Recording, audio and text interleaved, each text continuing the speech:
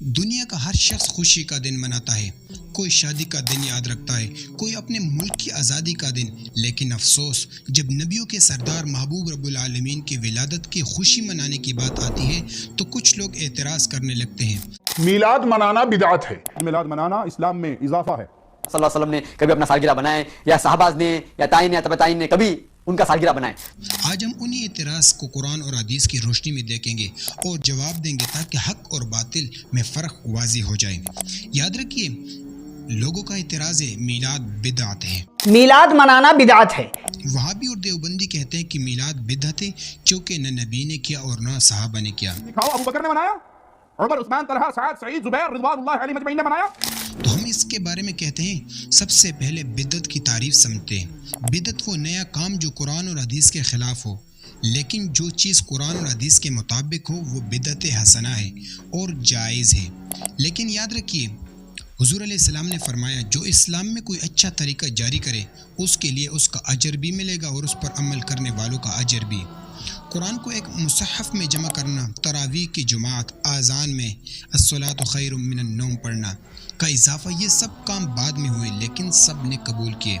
لہٰذا میلاد بھی ایک ایسا اچھا عمل ہے کیونکہ اس میں صرف ذکر رسول ہوتا ہے۔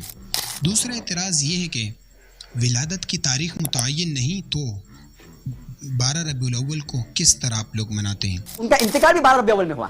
تو اگر میں آپ سے پوچھوں گا کہ 12 ربیع اول ان کا ڈیتھ اینیورسری بنا رہے ہیں یا برتھ اینیورسری بنا رہے ہیں؟ کہتے ہیں کہ نبی کی پیدائش کی تاریخ مختلف ہے اس لیے میلاد کا کوئی دن نہیں۔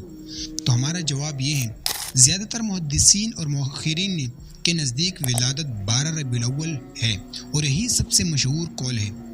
لیکن اگر دن میں اختلاف ہو تو کیا خوشی منانا بند کر دیں؟ کسی دن کو منتخب کر کے اللہ اور اس کے رسول کا ذکر کرنا جائز ہے، جیسے ہر سال شب قدر تلاوت کی جاتی ہے، حالانکہ دن متعین نہیں ہے۔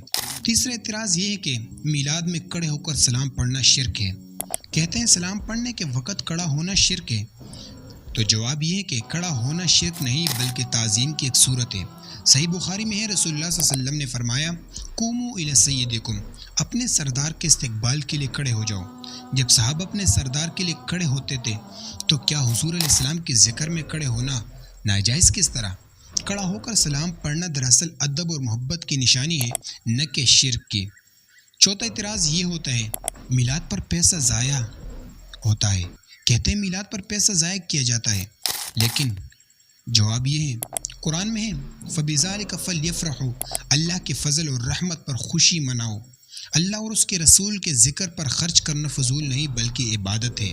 اگر دنیاوی تقریبات پہ لاکھوں خرچ کرنا جائز ہے تو دین کی خوشی پر خرچ کرنا کیوں ناجائز؟ میلاد کی محفل میں قرآن پڑھا جاتا ہے، درود سلام پڑھا جاتا ہے، صدقہ خیرات کیا جاتا ہے، یہ سب نیکیاں ہیں۔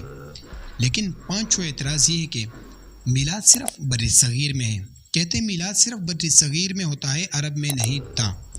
یاد رکھیے، جواب یہ ہے کہ تاریخ بتاتی ہے کہ سب سے پہلے میلاد شریف کے محفل اربیل عراق میں ہوئی، جسے سلطان ملک مظفر الدین نے قائم کیا۔ امام ابن کثیر، امام سیوطی، امام ابن حجر سب نے میلاد کی اجازت اور برکت پر کلام کیا۔